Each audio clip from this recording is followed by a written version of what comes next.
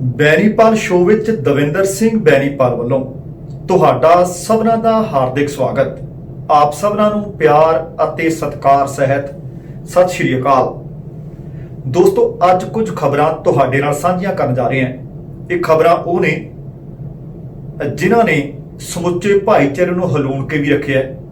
ਕੁਝ ਇੱਕ ਚੰਗੀਆਂ ਖਬਰਾਂ ਨੇ, ਕੁਝ ਇੱਕ ਦੋਸਤੀ ਦੀ ਮਿਸਾਲ ਦੀਆਂ ਖਬਰਾਂ ਨੇ ਤੇ ਕੁਝ ਇੱਕ ਕਰੋਨਾ ਵਾਇਰਸ ਦੀ ਦਵਾਈ ਦੇ ਨਾਲ ਜੁੜੀਆਂ ਅਪਡੇਟਸ ਨੇ। ਸਭ ਤੋਂ ਪਹਿਲੀ ਅਤੇ ਅਹਿਮ ਖਬਰ ਜਿਸ ਦੇ ਉੱਤੇ ਚਰਚਾ ਕਰਾਂਗੇ ਕਿ ਬੀਤੇ 2 ਦਿਨਾਂ ਦੇ ਵਿੱਚ ਲਟੈਣਾ ਵਰਗੇ ਸੋਹਣੇ ਸੁਨੱਖੇ ਗੱਭਰੂ ਜਵਾਨ ਕੈਨੇਡਾ ਦੀ ਧਰਤੀ ਤੇ ਸੁਨਹਿਰੇ ਸੁਪਨੇ ਲੈ ਕੇ ਚੰਗੇ ਭਵਿੱਖ ਦੀ ਆਸ ਵਿੱਚ ਆਏ, ਪਰ ਹੋਣੀ ਨੂੰ ਕੁਝ ਹੋਰ ਮਨਜ਼ੂਰ ਸੀ ਜਿਸ ਨੇ ਸਮੁੱਚਾ ਭਾਈਚਾਰਾ ਹਿਲਾ ਕੇ ਰੱਖ ਦਿੱਤਾ, ਲੱਕ ਤੋੜ ਕੇ ਰੱਖ ਦਿੱਤਾ ਹੈ। ਉਹ ਖਬਰ ਤੁਹਾਡੇ ਨਾਲ ਸਾਂਝੀ ਕਰਾਂਗਾ। ਇਹਦੇ ਨਾਲ ਪਾਕਿਸਤਾਨ ਵਾਲੇ ਪਾਸੋਂ ਖਬਰ ਮਿਲ ਰਹੀ ਹੈ ਕਿ ਇੱਕ ਗੁਰਦੁਆਰਾ ਸਾਹਿਬ, ਇਤਿਹਾਸਕ ਗੁਰਦੁਆਰਾ ਸਾਹਿਬ ਜਿਸ ਦੇ ਉੱਤੇ ਧੱਕੇ ਨਾਲ ਮਸਜਿਦ ਬਣਾਉਣ ਦੀ ਕੋਸ਼ਿਸ਼ ਕੀਤੀ ਗਈ, ਉਹ ਖਬਰ ਸਾਂਝੀ ਕਰਾਂਗੇ। ਪਾਕਿਸਤਾਨ ਦੇ ਨਾਲ ਲੱਗਦਾ ਅਫਗਾਨਿਸਤਾਨ ਦੇ ਵਿੱਚ ਹਿੰਦੂ ਤੇ ਸਿੱਖ ਭਾਈਚਾਰੇ ਨੂੰ ਤਾਲਿਬਾਨਾਂ ਵੱਲੋਂ ਲਗਾਤਾਰ ਨਿਸ਼ਾਨਾ ਬਣਾਇਆ ਜਾ ਰਿਹਾ ਹੈ ਤੇ ਉਹ ਲੋਕ ਉੱਥੋਂ ਆਉਣਾ ਚਾਹੁੰਦੇ ਨੇ, ਅਫਗਾਨਿਸਤਾਨ ਛੱਡਣਾ ਚਾਹੁੰਦੇ ਨੇ। ਕਈ ਕਾਰਨ ਨੇ, ਉਹ ਖਬਰ ਤੁਹਾਡੇ ਨਾਲ ਸਾਂਝੀ ਕਰਾਂਗੇ। ਤੁਹਾਨੂੰ ਪਤਾ ਕਿ ਪੈਸਾ, ਦੌਲਤ, ਧਨ ਕਿਸੇ ਵਿਅਕਤੀ ਕੋਲ ਆ ਜਾਵੇ, ਉਹ ਅੱਖਾਂ ਫੇਰ ਲੈਂਦਾ, ਅੱਖਾਂ ਬਦਲ ਲੈਂਦਾ, ਭਾਵੇਂ ਦੋਸਤ ਹੋਵੇ, ਮਿੱਤਰ ਹੋਵੇ, ਰਿਸ਼ਤੇਦਾਰ ਹੋਵੇ। ਪਰ ਇੱਕ ਦੋਸਤੀ ਦੀ ਮਿਸਾਲ ਕਾਇਮ ਕੀਤੀ ਹੈ ਅਮਰੀਕਾ ਰਹਿੰਦੇ 2 ਦੋਸਤਾਂ ਨੇ। ਉਹ ਖਬਰ ਬੜੀ ਦਿਲਚਸਪ ਹੈ ਅਤੇ ਕੁਝ ਚੰਗੀ ਖਬਰ ਹੈ, ਪੋਜ਼ਿਟਿਵ ਗੱਲ ਆਖੀ ਜਾ ਸਕਦੀ ਹੈ। ਇਹਦੇ ਨਾਲ ਇੱਕ ਦਵਾਈ ਹੈ ਜਿਸ ਦੇ ਵਿੱਚ ਅਮਰੀਕਾ ਨੇ ਪਹਿਲਾਂ ਨਾਲੋਂ ਲਗਭਗ ਦੁੱਗਣਾ ਇਨਵੈਸਟ ਕਰ ਦਿੱਤਾ ਕਰੋਨਾ ਵਾਇਰਸ ਦੇ ਨਾਲ। ਇਹ ਉਸ ਦੀ ਦਵਾਈ ਦੇ ਨਾਲ ਜੁੜੀ ਖਬਰ ਹੈ। ਆਓ ਇਹਨਾਂ ਖਬਰਾਂ ਨੂੰ ਹੁਣ ਵਿਸਥਾਰ ਦਈਏ, ਪਰ ਉਸ ਤੋਂ ਪਹਿਲਾਂ ਬੇਨਤੀ ਹੈ ਕਿ ਜੇਕਰ ਹਾਲੇ ਤੱਕ ਮੇਰੇ ਚੈਨਲ ਨੂੰ ਸਬਸਕ੍ਰਾਈਬ ਨਹੀਂ ਕੀਤਾ ਤੇ ਜਰੂਰ ਕਰਿਓ। ਨੋਟੀਫਿਕੇਸ਼ਨ ਵਾਲਾ ਬਟਨ ਵੀ ਜਰੂਰ ਔਨ ਕਰ ਲਿਓ ਤਾਂ ਕਿ ਪਤਾ ਲੱਗਦਾ ਰਹੇ ਕਿ ਕੋਈ ਨਵਾਂ ਵੀਡੀਓ ਅਪਲੋਡ ਕਰ ਦਿੱਤਾ ਗਿਆ ਹੈ। ਸਭ ਤੋਂ ਪਹਿਲੀ ਅਤੇ ਮੰਦਭਾਗੀ ਖਬਰ ਇੱਕ ਸਰੀ ਦੇ ਨੇੜੇ, ਐਬਸਫੋਰਡ ਦੇ ਨੇੜੇ ਲੇਕ ਹੈ, ਕਲਟਸ ਲੇਕ, ਉੱਥੋਂ ਮਿਲੀ। ਅਤੇ ਦੂਸਰੀ ਲੇਕ ਲੂਇਸ ਜਿਹੜੀ ਅਲਬਰਟਾ ਦੇ ਵਿੱਚ ਪੈਂਦੀ ਆ, ਉਹਦੇ ਨੇੜਿਓਂ ਇੱਕ ਮੰਦਭਾਗੀ ਖਬਰ ਮਿਲੀ ਜਿਸ ਨੇ ਭਾਈਚਾਰਾ ਹਿਲਾ ਕੇ ਰੱਖ ਦਿੱਤਾ ਹੈ। ਦੋਵੇਂ ਨੌਜਵਾਨ ਸੁਨਹਿਰੇ ਭਵਿੱਖ ਨੂੰ ਲੈ ਕੇ, ਚੰਗੇ ਭਵਿੱਖ ਦੀ ਆਸ ਦੇ ਵਿੱਚ, ਚੰਗੇ ਫਿਊਚਰ ਦੀ ਆਸ ਦੇ ਵਿੱਚ, ਫਿਊਚਰ ਬਿਲਡ ਕਰਨ ਦੀ ਆਸ ਦੇ ਵਿੱਚ ਕੈਨੇਡਾ ਆਏ ਸਨ। ਇਹਨਾਂ ਵਿੱਚੋਂ ਇੱਕ ਗੁਰਦਾਸਪੁਰ ਦੇ ਨੇੜਲੇ ਪਿੰਡ ਚੱਕ ਸ਼ਰੀਫ ਦਾ ਰਹਿਣ ਵਾਲਾ ਮਨਪ੍ਰੀਤ ਸੀ ਅਤੇ ਦੂਸਰਾ ਗਿੱਦੜਬਾਹਾ ਦੇ ਨੇੜਲੇ ਪਿੰਡ ਗਗਨਦੀਪ ਸਿੰਘ। ਸੋ ਦੋਵਾਂ ਨੌਜਵਾਨਾਂ ਦੀ ਮੌਤ ਹੋਈ ਹੈ, ਦੋਵਾਂ ਦੀ ਪਾਣੀ ਵਿੱਚ ਡੁੱਬਣ ਕਾਰਨ ਹੋਈ ਹੈ। ਸਭ ਤੋਂ ਪਹਿਲੀ ਖਬਰ ਇਹ ਹੈ ਕਿ ਗੁਰਦਾਸਪੁਰ ਦੇ ਨੇੜੇ ਪਿੰਡ ਚੱਕ ਸ਼ਰੀਫ ਜਿੱਥੋਂ ਦਾ ਰਹਿਣ ਵਾਲਾ ਮਨਪ੍ਰੀਤ ਸਿੰਘ ਸਰੀ ਦੀ ਪੋਲੀਟੈਕਨਿਕ ਯੂਨੀਵਰਸਿਟੀ, ਕੁਇੰਟਨ ਪੋਲੀਟੈਕਨਿਕ ਯੂਨੀਵਰਸਿਟੀ ਦਾ ਵਿਦਿਆਰਥੀ ਸੀ। ਕੁਝ ਸਮਾਂ ਪਹਿਲਾਂ ਵਰਕ ਪਰਮਿਟ ਵੀ ਮਿਲ ਚੁੱਕਾ ਸੀ ਅਤੇ ਆਹ ਜਿਹੜਾ ਹਫ਼ਤਾ ਚੱਲ ਰਿਹਾ ਹੈ, ਇਸ ਹਫ਼ਤੇ ਦੇ ਵਿੱਚ ਉਸਨੇ ਸਰੀ ਨੂੰ ਅਲਵਿਦਾ ਕਹਿ ਕੇ ਵਿਨੀਪੈਗ ਚਲੇ ਜਾਣਾ ਸੀ। ਪਰ ਸ਼ਾਇਦ ਭਾਣਾ ਕੁਝ ਹੋਰ ਹੋਣੀ ਨੂੰ ਮਨਜ਼ੂਰ ਸੀ। ਆਪਣੇ ਮਿੱਤਰਾਂ ਦੇ ਨਾਲ ਐਬਸਫੋਰਡ ਦੇ ਨੇੜੇ ਚਿਲਾਵੈਕ ਵਿੱਚ ਇੱਕ ਬਹੁਤ ਖੂਬਸੂਰਤ ਲੇਕ ਹੈ। ਪਰਿਵਾਰ ਉੱਥੇ ਜਾ ਕੇ ਫੰਕਸ਼ਨ ਕਰਦੇ ਆ। ਜਿਹਨੂੰ ਤੈਰਨਾ ਆਉਂਦਾ ਤੈਰਦਾ ਹੈ, ਜਿਹਨੂੰ ਤੈਰਨਾ ਨਹੀਂ ਆਉਂਦਾ ਉੱਥੇ ਹੋਰ ਐਕਟੀਵਿਟੀਜ਼ ਕੀਤੀਆਂ ਜਾ ਸਕਦੀਆਂ ਨੇ। ਪਰ ਇਹ ਆਪਣੇ ਮਿੱਤਰਾਂ ਦੇ ਨਾਲ ਹੋ ਸਕਦਾ ਕਿ ਜਦੋਂ ਪਤਾ ਸੀ ਕਿ ਮੈਂ ਚਲੇ ਜਾਣਾ, ਹੋ ਸਕਦਾ ਕਿ ਫੰਕਸ਼ਨ ਕਰਦੇ ਫਿਰਦੇ ਹੋਣ, ਖੂਬਸੂਰਤ ਯਾਦਾਂ ਬਣਾਉਂਦੇ ਫਿਰਦੇ ਹੋਣ। ਪਰ ਕਲਟਸ ਲੇਕ ਦੇ ਵਿੱਚ ਇਸ ਨੌਜਵਾਨ ਦੀ ਡੁੱਬਣ ਦੇ ਕਾਰਨ ਮੌਤ ਹੋ ਗਈ ਹੈ। ਮੁੱਛ ਫੁੱਟ ਹਲੇ ਗੱਭਰੂ ਸੀ, ਨੌਜਵਾਨ ਸੀ, ਪਤਾ ਨਹੀਂ ਫਿਊਚਰ ਦੇ ਵਿੱਚ, ਭਵਿੱਖ ਦੇ ਵਿੱਚ ਜਾ ਕੇ ਇਸਨੇ ਕਿੰਨੇ ਕੁ ਸਫਲਤਾ ਦੇ ਝੰਡੇ ਗੱਡ ਦੇਣੇ ਸੀ। ਇਸ ਖਬਰ ਦੀ ਹਲੇ ਸਿਆਹੀ ਨਹੀਂ ਸੀ ਸੁੱਕੀ ਕਿ ਅਲਬਰਟਾ ਵਾਲੇ ਪਾਸਿਓਂ ਇੱਕ ਨਵੀਂ ਖਬਰ ਆ ਗਈ ਕਿ ਇੱਕ ਸਾਬਤ ਸੂਰਤ ਗੁਰਸਿੱਖ ਨੌਜਵਾਨ, ਮਿਹਨਤੀ ਨੌਜਵਾਨ, ਜਿਹੜਾ 2016 ਦੇ ਵਿੱਚ ਕੈਨੇਡਾ ਦੀ ਧਰਤੀ ਤੇ ਆਉਂਦਾ ਹੈ ਅਤੇ ਗੁਰਦੁਆਰਾ ਸਾਹਿਬਾਨ ਤੇ ਇੱਥੋਂ ਦੀਆਂ ਸਭਾ ਸੁਸਾਇਟੀਆਂ ਦੇ ਵਿੱਚ, ਸਮਾਜ ਦੇ ਵਿੱਚ ਵੱਧ ਚੜ ਕੇ ਵਿਚਰਨ ਵਾਲਾ ਨੌਜਵਾਨ, ਬੜੇ ਸਾਊ ਸੁਭਾਅ ਦਾ ਨੌਜਵਾਨ, ਥਰਾਜ ਵਾਲਾ ਗਿੱਦੜਬਾਹਾ ਦੇ ਨੇੜੇ ਇਸ ਦਾ ਪਿੰਡ ਸੀ। 2016 ਦੇ ਵਿੱਚ ਬੋਵੈਲੀ ਕਾਲਜ ਦਾ ਵਿਦਿਆਰਥੀ ਬਣ ਕੇ ਕੈਨੇਡਾ ਵਿੱਚ ਆਇਆ ਸੀ। ਇਹ ਵੀ ਆਪਣੇ ਦੋਸਤਾਂ ਦੇ ਨਾਲ ਜਾਂਦਾ ਹੈ। 6:17 ਤੇ ਬੀਤੇ ਵੀਕਐਂਡ ਦੇ ਉੱਤੇ ਇਹਦੀ ਆਖਰੀ ਫੋਟੋ ਖਿੱਚੀ ਜਾਂਦੀ ਹੈ। ਜਿਹੜਾ ਇਸ ਦੇ ਨਾਲ ਦਾ ਸਾਥੀ ਸੀ ਉਸਨੇ ਫੋਟੋ ਖਿੱਚਣ ਤੋਂ ਕੁਝ ਸੈਕਿੰਡ ਬਾਅਦ ਦੇਖਿਆ ਕਿ ਦੇਖਾਂ ਕਿੱਥੇ ਆ ਗਗਨਦੀਪ। ਜਦ ਦੇਖਿਆ ਮੁੜ ਕੇ ਲੱਭਾ ਨਹੀਂ। ਪਤਾ ਇਹ ਵੀ ਲੱਗਾ ਕਿ ਉਸਨੇ ਪਿੱਛੇ ਛਾਲ ਮਾਰੀ, ਉਸਨੂੰ ਤੈਰਨਾ ਆਉਂਦਾ ਸੀ, ਪਰ ਉਸਦੇ ਹੱਥ 'ਚ ਇਸਦੀ ਸਿਰਫ ਪੱਗ ਆਈ ਹੈ। ਮੁੜ ਕੇ ਪਤਾ ਨਹੀਂ ਲੱਗਿਆ। ਲਾਸ਼ ਦੀ ਤਲਾਸ਼ ਕੀਤੀ ਜਾ ਰਹੀ ਹੈ। ਹਾਲੇ ਤੱਕ ਲਾਸ਼ ਤੁਹਾਡੇ ਨਾਲ ਖਬਰ ਸਾਂਝੀ ਕਰਨ ਤੱਕ ਇਸ ਨੌਜਵਾਨ ਦੀ ਲਾਸ਼ ਲੱਭੀ ਨਹੀਂ ਸੀ। ਇਹ ਵੀ ਪਤਾ ਲੱਗਾ ਕਿ ਘਰਦਿਆਂ ਦਾ ਇਹ ਇਕਲੌਤਾ ਪੁੱਤਰ ਸੀ। ਭਾਵੇਂ 5-7 ਪੁੱਤਰ ਵੀ ਹੋਣ, ਪਰ ਨੌਜਵਾਨ ਪੁੱਤਰ ਦਾ ਮਰਨਾ ਆਪਣੇ ਆਪ ਦੇ ਵਿੱਚ ਬਹੁਤ ਵੱਡੀ ਖਬਰ ਹੈ ਤੇ ਲੱਕ ਤੋੜ ਕੇ ਰੱਖ ਦਿੰਦੀ ਹੈ। ਸੋ ਬੇਨਤੀ ਹੈ ਕਿ ਜੇਕਰ ਤੈਰਨਾ ਨਹੀਂ ਆਉਂਦਾ ਤਾਂ ਪਾਣੀ ਦੇ ਨੇੜੇ ਨਾ ਜਾਓ, ਕਿਉਂਕਿ ਪਾਣੀ ਇੰਨਾ ਕੁ ਠੰਡਾ ਹੁੰਦਾ ਹੈ। ਹਾਈਪੋਥਰਮੀਆ ਦੇ ਨਾਲ ਜਦੋਂ ਕੋਈ ਠੰਡੇ ਪਾਣੀ ਵਿੱਚ ਵੜ ਜਾਂਦਾ ਉਸ ਦੀ ਮੌਤ ਹੋ ਜਾਂਦੀ ਹੈ। ਹੋ ਸਕਦਾ ਕਿ ਬਾਅਦ ਦੇ ਵਿੱਚ ਹੱਥ ਪੈਰ ਵੀ ਮਾਰੇ ਹੋਣ, ਪਰ ਬਰਫੀਲਾ ਪਾਣੀ ਹੈ, ਠੰਡਾ ਪਾਣੀ ਹੈ। ਹਾਈਪੋਥਰਮੀਆ ਦੇ ਨਾਲ ਹੋ ਸਕਦਾ ਇਸ ਦੀ ਉਸੇ ਵਕਤ ਕੁਝ ਪਲਾਂ ਸੈਕਿੰਡਾਂ ਦੇ ਵਿੱਚ ਮੌਤ ਹੋ ਗਈ ਹੋਵੇ, ਪਰ ਹਾਲੇ ਤੱਕ ਲਾਸ਼ ਨਹੀਂ ਸੀ ਲੱਭੀ। ਜੇਕਰ ਤੁਸੀਂ ਕੈਨੇਡਾ ਵਿੱਚ ਆਉਂਦੇ ਹੋ, ਪਾਣੀ 'ਚ ਤੈਰਨਾ ਨਹੀਂ ਆਉਂਦਾ, ਪਾਣੀ ਦੇ ਨੇੜੇ ਨਾ ਜਾਓ, ਕਿਉਂਕਿ ਸਾਨੂੰ ਪਤਾ ਹੀ ਨਹੀਂ ਕਿ ਪਾਣੀ ਕਿੰਨਾ ਡੂੰਘਾ, ਪਾਣੀ ਕਿੰਨੀ ਤੇਜ਼ ਹੈ। ਇਸ ਦੇ ਨਾਲ ਕਈ ਵਾਰੀ ਅਸੀਂ ਹਾਈਕਿੰਗ ਤੇ ਜਾਂਦੇ ਹਾਂ, ਜੇਕਰ ਸਾਡੇ ਕੋਲੇ ਪ੍ਰੋਪਰ ਗੀਅਰ ਨਹੀਂ, ਪ੍ਰੋਪਰ ਸ਼ੂਜ਼ ਨਹੀਂ, ਤਾਂ ਕਿਰਪਾ ਕਰਕੇ ਉਦੋਂ ਤੋਂ ਵੀ ਗਰੇਜ਼ ਕਰੋ। ਬਹੁਤ ਸਾਰੇ ਲੋਕ ਪਹਾੜਾਂ ਤੋਂ ਵੀ ਡਿੱਗ ਜਾਂਦੇ ਆ, ਤਿਲਕ ਜਾਂਦੇ ਆ।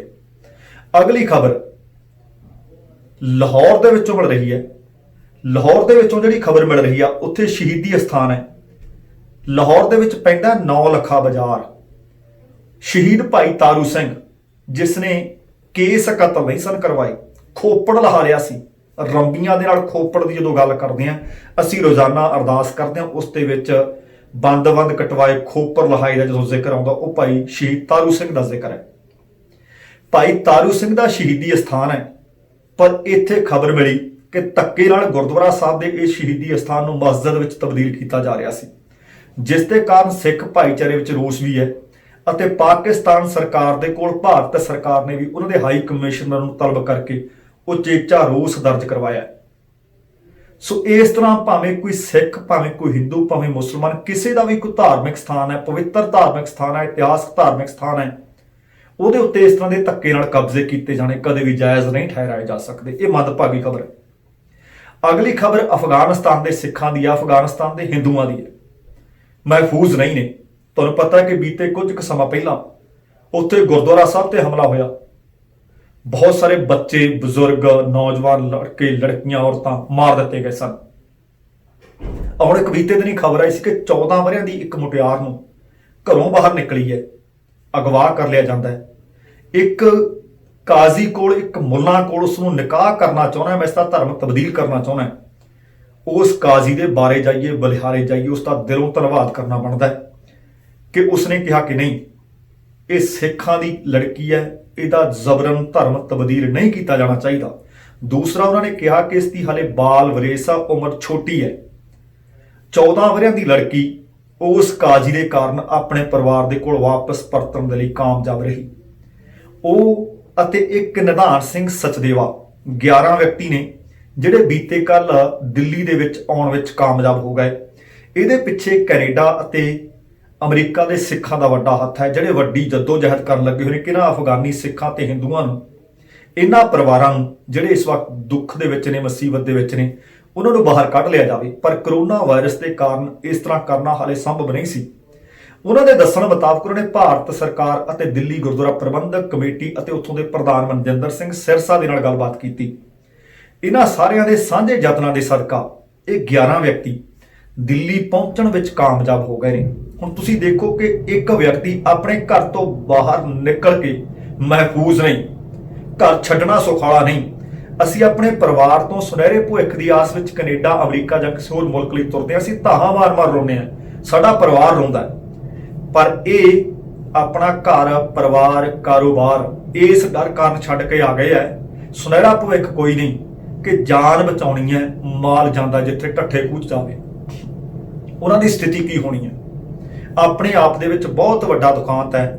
ਘੱਟ ਗਿਣਤੀਆਂ ਨਾਲ ਬਹੁਤ ਸਾਰੇ ਮੁਲਕਾਂ ਦੇ ਵਿੱਚ ਇਸ ਤਰ੍ਹਾਂ ਦੀਆਂ ਘਟਨਾਵਾਂ ਵਾਪਰਦੀਆਂ ਨੇ। ਇਹ ਅਫਗਾਨੀ 11 ਸਿੱਖ ਅਤੇ ਕੁਝ ਹਿੰਦੂ ਨੇ ਭਾਰਤ ਦੇ ਦਿੱਲੀ ਵਿੱਚ ਪਹੁੰਚਣ ਵਿੱਚ ਕਾਮਯਾਬ ਹੋ ਗਏ ਨੇ। ਉੱਥੋਂ ਅਗਲਾ ਪਿੰਡਾ ਉਹਨਾਂ ਦਾ ਕੈਨੇਡਾ ਵੱਲ ਦਾ ਹੋਏਗਾ, ਪਰ ਕੈਨੇਡਾ ਕਦੋਂ ਆ ਸਕਣਗੇ ਇਹ ਹਾਲ ਦੀ ਘੜੀ ਕੁਝ ਨਹੀਂ ਆਖਿਆ ਜਾ ਸਕਦਾ। ਇਸ ਤੋਂ ਪਹਿਲਾਂ ਵੀ ਬਹੁਤ ਸਾਰੇ ਅਫਗਾਨੀ ਸਿੱਖ ਨੇ ਜਿਹੜੇ ਕੈਨੇਡਾ ਲਿਆਉਣ ਵਿੱਚ ਕਾਮਯਾਬ ਲੋਕ ਰਹੇ ਹੈ। ਅਗਲੀ ਖਬਰ ਅਮਰੀਕਾ ਦੇ ਵਿਸਕੌਨਸਨ ਤੋਂ ਹੈ। ਅਮਰੀਕਾ ਦੇ ਵਿਸਕੌਨਸਨ ਦੇ ਵਿੱਚ ਦੋ ਦੋਸਤ 28 ਵਰੇ ਪਹਿਲਾਂ ਇੱਕ ਦੂਸਰੇ ਨਾਲ ਹੱਥ ਮਿਲਾਉਂਦੇ ਆ, ਸ਼ੇਕ ਹੈਂਡ ਕਰਦੇ ਆ ਕਿ ਜੇਕਰ ਕਦੇ ਆਪਾਂ ਲੋਟਰੀ ਜਿੱਤੇ ਭਾਵੇਂ ਤੂੰ ਜਿੱਤੇ, ਭਾਵੇਂ ਮੈਂ ਜਿੱਤਾਂ, ਭਾਵੇਂ A ਜਿੱਤੇ, ਭਾਵੇਂ B ਜਿੱਤੇ, ਪੈਸੇ ਆਪਣੇ ਅੱਧੋ ਅੱਧੀ ਹੋਣਗੇ। ਹੁਣ ਤੁਹਾਨੂੰ ਪਤਾ ਕਿ ਲੋਕ ਕਸਮਾਂ ਖਾ ਕੇ ਪੱਗ ਵਟਾ ਕੇ ਮੁੱਕਰ ਜਾਂਦੇ ਆ, ਆਪਣੇ ਇਸ਼ਟ ਆਪਣੇ ਦੀਨ ਇਮਾਨ ਦੀਆਂ ਕਸਮਾਂ ਖਾ ਕੇ ਮੁੱਕਰ ਜਾਂਦੇ ਆ। ਪਰ ਸਦਕੇ ਜਾਈਏ ਇਹਨਾਂ ਦੋਵਾਂ ਦੇ, ਇਹਨਾਂ ਨੇ ਸਿਰਫ ਹੱਥ ਮਿਲਾਇਆ ਸੀ ਕਿ ਜੇਕਰ ਆਪਣੇ ਵਿੱਚ ਇੱਕ ਲੋਟਰੀ ਜਿੱਤੇ ਤਾਂ ਉਹ ਦੂਸਰੇ ਦੀ ਵੀ ਹੋਏਗੀ। ਹੁਣ ਇੱਕ ਵਿਅਕਤੀ ਦਾ ਨਾਮ ਟੌਮ ਕੁੱਕ ਤੇ ਦੂਸਰੇ ਦਾ ਨਾਮ ਹੈ ਜੋਸਫ ਫੇਨੀ। ਹੁਣ ਟੌਮ ਕੁੱਕ ਨੇ ਲੋਟਰੀ ਪਾਈ ਤੇ ਟੌਮ ਕੁੱਕ ਨੂੰ ਲੋਟਰੀ ਨਿਕਲੀ 22 ਮਿਲੀਅਨ ਅਮਰੀਕਨ ਡਾਲਰਾਂ ਦੀ, ਜਿਹੜਾ ਭਾਰਤ ਦਾ ਲਗਭਗ 165 ਕਰੋੜ ਰੁਪਈਆ ਬਣਦਾ ਹੈ। ਕਰੋੜਪਤੀ ਬਣ ਗਿਆ। ਹੁਣ ਜਦੋਂ ਬੀਤੇ ਮਹੀਨੇ ਇਹ ਲੋਟਰੀ ਟੌਮ ਕੁੱਕ ਨੂੰ ਨਿਕਲੀ ਤਾਂ ਟੌਮ ਕੁੱਕ ਨੇ ਫੋਨ ਕੀਤਾ। ਫੋਨ ਕਰਨ ਤੋਂ ਬਾਅਦ ਉਸਨੇ ਆਪਣੇ ਮਿੱਤਰ ਨੂੰ ਕਿਹਾ ਕਿ ਮੈਨੂੰ ਨਿਕਲੀ ਹੈ ਲੋਟਰੀ, ਅੱਧੇ ਪੈਸੇ ਦੱਸ ਤੇਰੇ ਕਿੱਥੇ ਦੇਵਾਂ। ਪਹਿਲਾਂ ਉਹਨੇ ਸੋਚਿਆ ਕਿ ਇਹਦਾ ਮਜ਼ਾਕ ਕਰਨ ਦਾ ਸੁਭਾਅ ਹੈ, ਸ਼ਾਇਦ ਇਹ ਮਜ਼ਾਕ ਕਰ ਰਿਹਾ ਹੈ। ਉਹਨੇ ਜਦ 2-3 ਵਾਰੀ ਫੇਰ ਗੱਲ ਕਹੀ, ਕਹਿੰਦਾ ਨਹੀਂ ਮੈਂ ਮਜ਼ਾਕ ਨਹੀਂ ਕਰ ਰਿਹਾ, ਮੈਨੂੰ 22 ਮਿਲੀਅਨ ਡਾਲਰਾਂ ਦੀ ਲੋਟਰੀ ਨਿਕਲ ਆਈ ਹੈ। ਆਪਾਂ ਅੱਜ ਤੋਂ 28 ਵਰੇ ਪਹਿਲਾਂ ਇੱਕ ਵਾਅਦਾ ਕੀਤਾ ਸੀ 1992 ਦੇ ਵਿੱਚ ਕਿ ਜੇਕਰ ਤੇਰੀ ਲੋਟਰੀ ਨਿਕਲੀ ਤਾਂ ਮੇਰੇ ਅੱਧੇ, ਜੇ ਮੇਰੀ ਨਿਕਲੀ ਤਾਂ ਤੇਰੇ ਪੈਸੇ ਅੱਧੇ। ਉਹਦੇ ਤੋਂ ਬਾਅਦ ਖੁਸ਼ੀ ਦਾ ਕੋਈ ਟਿਕਾਣਾ ਨਾ ਰਿਹਾ। ਉਹ ਚੁੱਪ ਕਰਕੇ ਫੇਨੀ ਅਤੇ ਕੁੱਕ ਜਦੋਂ ਆਪਸ ਦੇ ਵਿੱਚ ਮਿਲੇ, ਪਹਿਲਾਂ ਜੱਫੀਆਂ ਪਾਈਆਂ ਤੇ ਫਿਰ ਇਕੱਠਿਆਂ ਨੇ ਜਾ ਕੇ ਲੋਟਰੀ ਤੋਂ ਉਸ ਕਾਰਪੋਰੇਸ਼ਨ ਤੋਂ ਇੱਕ ਚੈੱਕ ਲਿਆ ਤੇ ਚੈੱਕ ਦੋਵਾਂ ਦੇ ਨਾਂ ਤੇ ਲਿਆ ਗਿਆ। ਹੁਣ ਇਹਨਾਂ ਵਿੱਚੋਂ ਇੱਕ ਵਿਅਕਤੀ ਪਹਿਲਾਂ ਹੀ ਰਿਟਾਇਰ ਹੋ ਚੁੱਕਾ ਸੀ ਤੇ ਦੂਸਰਾ ਕੰਮ ਕਰਦਾ ਸੀ। ਦੂਸਰੇ ਨੇ ਵੀ ਕੰਮ ਦੇ ਉੱਤੇ ਆਪਣਾ ਰੈਜ਼ਿਗਨੇਸ਼ਨ ਲਿਖ ਕੇ ਦੇ ਦਿੱਤਾ। ਉਹ ਕਹਿੰਦੇ ਭਵਿੱਖ ਦੀਆਂ ਸਾਡੀਆਂ ਯੋਜਨਾਵਾਂ ਇਹ ਨੇ, ਇੱਕ ਤਾਂ ਜਿਹੜਾ ਸਾਡੇ ਸਿਰ ਕਰਜ਼ਾ ਉਹ ਲਾਹਾਂਗੇ, ਇੱਕ ਆਪਣੇ ਪਰਿਵਾਰ ਦੀ ਮਦਦ ਕਰਾਂਗੇ ਤੇ ਦੂਸਰਾ ਅਸੀਂ ਦੁਨੀਆ ਦੀ ਸੈਰ ਕਰਨੀ ਆ, ਘੁੰਮ ਕੇ ਦੇਖਣਾ ਚਾਹੁੰਦੇ ਆ ਕਿ ਦੁਨੀਆ ਕਿੰਨੀ ਖੂਬਸੂਰਤ ਹੈ। ਭਾਵੇਂ ਦੁਨੀਆ ਦੇਖਣ ਨਾ ਦੇਖਣ, ਪਰ ਦੋਸਤੀ ਦੀ ਮਿਸਾਲ ਕਾਇਮ ਕਰ ਦਿੱਤੀ ਹੈ ਕਿ 28 ਵਰੇ ਪਹਿਲਾਂ ਹੱਥ ਮਿਲਾ ਕੇ ਕਿਹਾ ਸੀ ਕਿ ਪੈਸਾ ਕੋਈ ਵੀ ਜਿੱਤੇ, ਲੋਟਰੀ ਕਿਸੇ ਦੀ ਵੀ ਨਿਕਲੇ, ਪੈਸਾ ਅੱਧੋ ਅੱਧੀ ਹੋਏਗਾ। ਪਰ ਦੂਸਰੇ ਪਾਸੇ ਕਈ ਵਾਰੀ ਸਾਡੀਆਂ ਜ਼ਮੀਰਾਂ, ਸਾਨੂੰ ਪਤਾ ਵੀ ਹੁੰਦਾ ਕਿ ਇਸ ਵਿਅਕਤੀ ਤੋਂ ਮੈਂ ਹੱਥ ਉਧਾਰ ਫੜੇ ਨੇ, ਇਸ ਵਿਅਕਤੀ ਦੇ ਮੈਂ ਦੇਣੇ ਆ, ਚੰਗੇ ਭਲੇ ਅੱਖਾਂ ਹੀ ਫੇਰ ਜਾਂਦੇ ਆ, ਮੁੱਕਰ ਹੀ ਜਾਂਦੇ ਆ। ਅਗਲੀ ਖਬਰ ਜਿਹੜੀ ਮੈਂ ਤੁਹਾਡੇ ਨਾਲ ਸਾਂਝੀ ਕਰਨੀ ਚਾਹੁੰਦਾ ਉਹ ਇਹ ਹੈ ਕਿ ਇੱਕ ਵੈਕਸੀਨ ਨੂੰ ਲੈ ਕੇ ਬ੍ਰਾਜ਼ੀਲ ਦੀ ਕੰਪਨੀ ਵੀ ਦਾਅਵਾ ਕਰ ਰਹੀ ਹੈ, ਆਕਸਫੋਰਡ ਯੂਨੀਵਰਸਿਟੀ ਵੀ ਦਾਅਵਾ ਕਰ ਰਹੀ ਹੈ, ਇੱਕ ਚੀਨ ਦੀ ਕੰਪਨੀ ਵੀ ਦਾਅਵਾ ਕਰ ਰਹੀ ਹੈ ਤੇ ਇੱਕ ਅਮਰੀਕਾ ਤੇ ਜਰਮਨ ਦੀ ਕੰਪਨੀ ਵੀ ਹੈ। ਮੋਡਰਨਾ ਨਾਂ ਦੀ ਇੱਕ ਦਵਾਈ ਉਮੀਦ ਹੈ ਕਿ ਬੜੀ ਜਲਦ ਆ ਜਾਏਗੀ ਤੇ ਫਾਈਨਲ ਟ੍ਰਾਇਲ ਦੇ ਵਿੱਚ ਪਹੁੰਚ ਚੁੱਕੀ ਹੈ। ਅਮਰੀਕਾ ਨੇ ਜਿੰਨਾ ਪਹਿਲਾਂ ਇਸ ਦੇ ਵਿੱਚ ਇਨਵੈਸਟ ਕੀਤਾ ਸੀ ਉਹਦੇ ਨਾਲੋਂ ਹੁਣ ਦੁੱਗਣਾ ਕਰ ਦਿੱਤਾ ਤੇ ਜਦੋਂ ਇਹ ਖਬਰ ਦੁਨੀਆ ਭਰ ਦੇ ਲੋਕਾਂ ਨੂੰ ਪਤਾ ਲੱਗੀ, ਉਹਨਾਂ ਨੂੰ ਚੰਗਾ ਲੱਗਿਆ, ਉਹਨਾਂ ਨੂੰ ਲੱਗਦਾ ਹੈ ਕਿ ਸ਼ਾਇਦ ਇਹਦੇ ਨਾਲ ਇੰਨੇ ਪੈਸੇ ਹੋਰ ਇਨਵੈਸਟ ਕਰਨ ਨਾਲ ਇਹ ਕਰੋਨਾ ਦੀ ਵੈਕਸੀਨ ਜਲਦੀ ਲੋਕਾਂ ਦੇ ਹੱਥਾਂ ਵਿੱਚ ਆ ਜਾਏਗੀ। ਇਹਦੇ ਨਾਲ $1 ਬਿਲੀਅਨ ਦਾ ਨਿਵੇਸ਼ ਕੀਤਾ ਹੈ। ਜਦੋਂ ਹੁਣ $1 ਬਿਲੀਅਨ ਹੋਰ ਇਸ ਕੰਪਨੀ ਦੇ ਵਿੱਚ ਇਨਵੈਸਟ ਅਮਰੀਕਾ ਸਰਕਾਰ ਨੇ ਕਰ ਦਿੱਤਾ ਹੈ ਤਾਂ ਕੰਪਨੀ ਦਾ ਕਹਿਣਾ ਹੈ ਕਿ ਹੁਣ ਅਸੀਂ ਫਾਈਨਲ ਸਟੇਜ ਦੇ ਵਿੱਚ ਪਹੁੰਚੇ ਹਾਂ। ਲੋਕਾਂ ਦੇ ਉੱਤੇ ਜਿਹੜਾ ਅਸੀਂ ਤਜਰਬਾ ਕਰਨਾ ਹੈ, ਪਹਿਲਾਂ ਅਸੀਂ 15,000 ਤੇ ਸੋਚਦੇ ਸੀ, ਹੁਣ 30,000 ਲੋਕਾਂ ਦੇ ਉੱਤੇ ਅਸੀਂ ਇਹਦੇ ਪਰੀਖਣ ਕਰਾਂਗੇ, ਇਹਦੇ ਟੈਸਟ ਕਰਾਂਗੇ ਤਾਂ ਕਿ ਦਵਾਈ ਬਿਲਕੁਲ ਸਹੀ ਅਤੇ ਸਟੀਕ ਜਾਣਕਾਰੀ ਲੋਕਾਂ ਤੱਕ ਪਹੁੰਚ ਸਕੇ ਅਤੇ ਇਸ ਦੇ ਟੈਸਟ ਜਿਹੜੇ ਵੱਧ ਲੋਕਾਂ ਤੇ ਨਿਰੀਖਣ ਕਰਕੇ ਪਤਾ ਲੱਗ ਸਕੇ ਕਿੰਨੀ ਕੁ ਕਾਰਗਰ ਸਾਬਤ ਹੈ। ਹੁਣ ਅੱਜ ਤੋਂ ਇਸ ਦਾ ਫਾਈਨਲ ਟ੍ਰਾਇਲ ਸ਼ੁਰੂ ਹੋ ਚੁੱਕਾ ਹੈ। ਆਉਣ ਵਾਲੇ ਦਿਨਾਂ ਦੇ ਵਿੱਚ ਇਹ ਇੱਕ ਚੰਗੀ ਖਬਰ ਸਾਹਮਣੇ ਆਉਣ ਵਾਲੀ ਹੈ ਅਤੇ ਅਮਰੀਕਾ ਨੇ ਆਖਿਆ ਕਿ ਅਸੀਂ ਇਸ ਦੀਆਂ 50 ਕਰੋੜ ਡੋਜ਼ਸ ਲਵਾਂਗੇ ਅਤੇ ਇੱਕ ਬੰਦੇ ਨੂੰ ਇਹ ਜਿਹੜੀ ਦਵਾਈ ਹੈ ਸਿਰਫ 100 mg ਹੈ ਉਹ ਦੇਣੀ ਪੈਂਦੀ ਹੈ ਤੇ ਹੁਣ ਦੇਖਦੇ ਹਾਂ ਕਿ ਕਿੰਨੇ ਲੋਕਾਂ ਨੂੰ ਇਹ ਦਿੱਤੀ ਜਾਂਦੀ ਹੈ, ਕਦੋਂ ਮਾਰਕੀਟ ਦੇ ਵਿੱਚ ਆਉਂਦੀ ਹੈ। ਪਰ ਅਮਰੀਕਾ ਨੇ ਇਸ ਕੰਪਨੀ ਦੇ ਵਿੱਚ ਪਹਿਲਾਂ ਨਾਲੋਂ ਦੁੱਗਣਾ ਇਨਵੈਸਟ ਕਰ ਦਿੱਤਾ ਹੈ। ਦੋਸਤੋ, ਇਹ ਸਨ ਅੱਜ ਦੀਆਂ ਕੁਝ ਕੁ ਖਬਰਾਂ। ਇਸ ਦੇ ਨਾਲ ਹੀ ਦਵਿੰਦਰ ਸਿੰਘ ਬੈਨੀਪਾਲ ਨੂੰ ਆਗਿਆ ਦਿਓ। ਧੰਨਵਾਦ। ਪਰ ਜਾਣ ਤੋਂ ਪਹਿਲਾਂ ਕਹਾਂਗਾ, ਜੇਕਰ ਹਾਲੇ ਤੱਕ ਚੈਨਲ ਸਬਸਕ੍ਰਾਈਬ ਨਹੀਂ ਕੀਤਾ ਤੇ ਜਰੂਰ ਕਰ ਲੈਣਾ। ਦਵਿੰਦਰ ਸਿੰਘ ਬੈਨੀਪਾਲ ਆਗਿਆ ਚਾਹੁੰਦਾ। ਸਤਿ ਸ਼੍ਰੀ ਅਕਾਲ ਤੇ ਰੱਬ ਰਾਖਾ।